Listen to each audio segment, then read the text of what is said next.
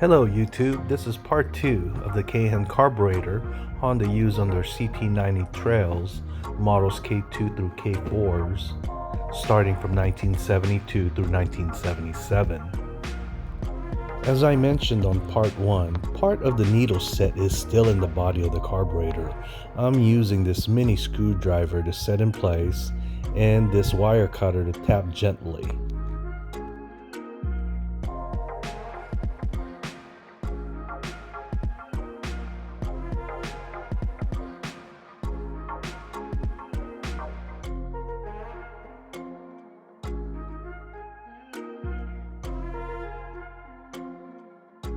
At this stage of the disassembly, I'm ready to submerge this carburetor into the Behrman Chem Dip.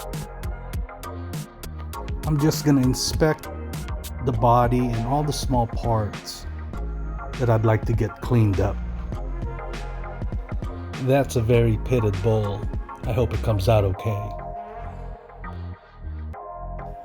The only thing I haven't disassembled is the choke lever and the mechanism that's in the body.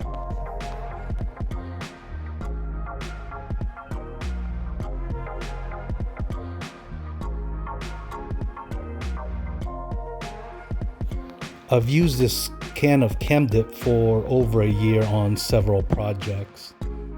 Half of the chemicals have been used up, but this should be enough to submerge all the parts.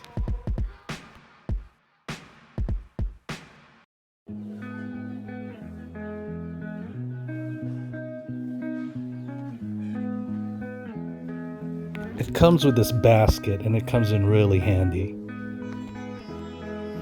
A few of the parts I will hand clean, but the majority will go in this basket and be submerged.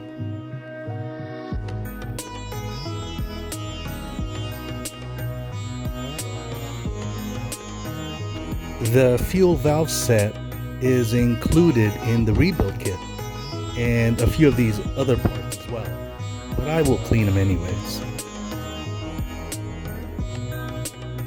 If you find this video or part 1 helpful or interesting, kindly hit like and subscribe. I have a few more carburetors I'd like to practice videotaping the process of disassembly, cleaning, and the complete assembly. Or if you have any questions or comments, please type away and let me know. I'd love to answer them.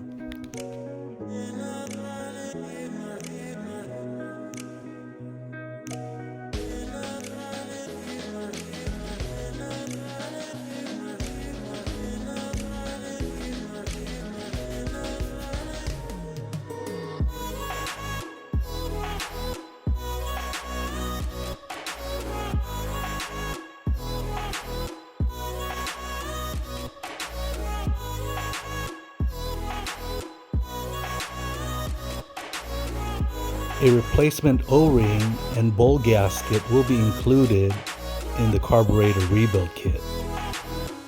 I had to order separately a replacement for the crushed float.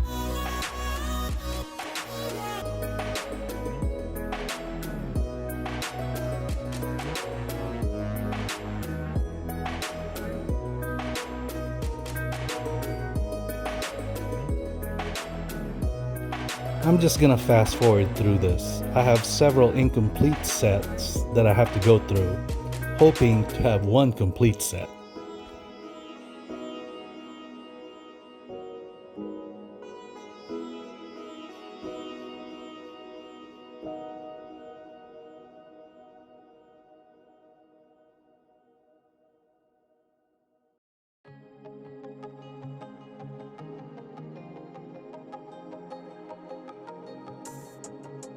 In total, you will need 6 O-rings.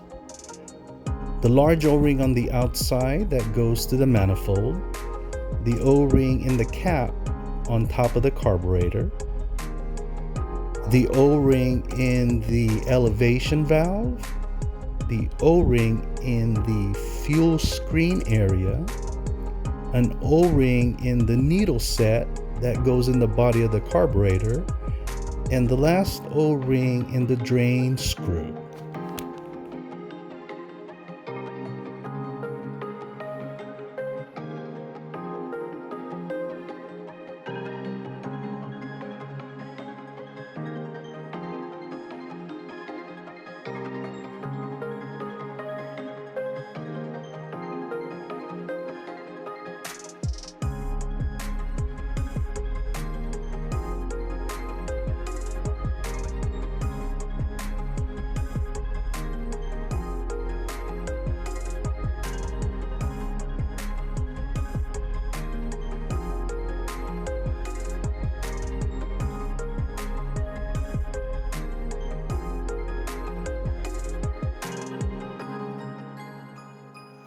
Let me grab an OEM float from another carb I'm working on, and you can see the difference between the crushed and a good float.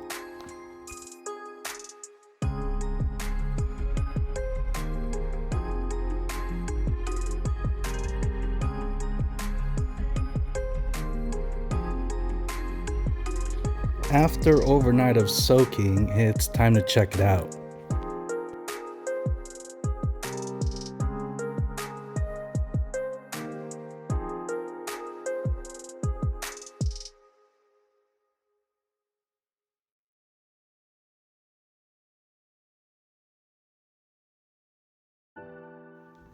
This is a good start.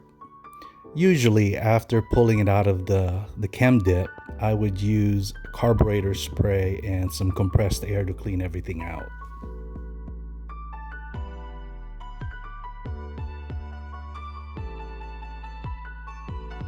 My focus right now is the slow jet.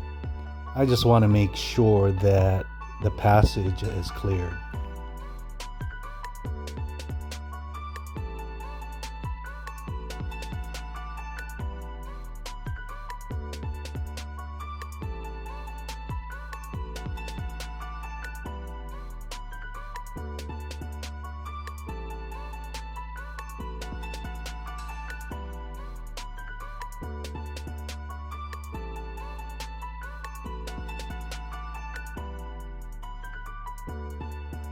I do a combination of things to clear a stubborn jet.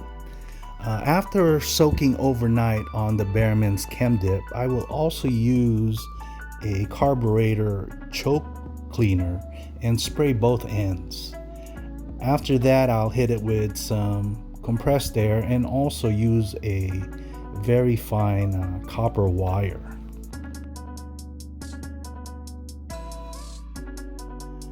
Let me put the body and the bowl of the carburetor back, let it soak for a few more hours, and let's focus on the idle slow jet.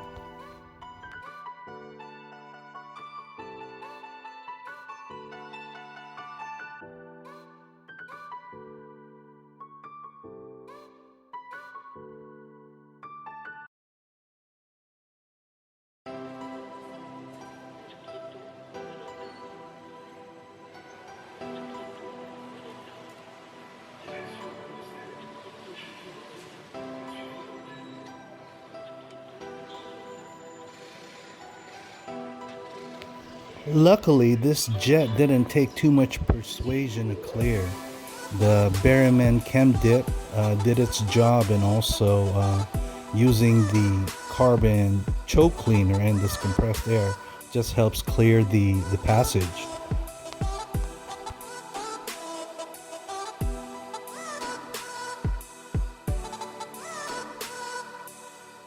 There are times where there is no money shot and it takes a little more persuasion. And let me show you the process of what I do.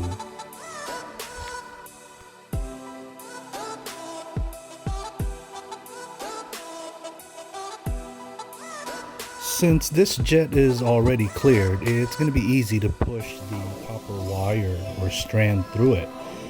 But there are instances where it's not as soft or still pretty difficult, and you're going to use several of these strands and maybe soak it again or spray it again and use some compressed air again to clear the passage. But using this method, I've had very great success, and only a few times have I had to buy a new jet.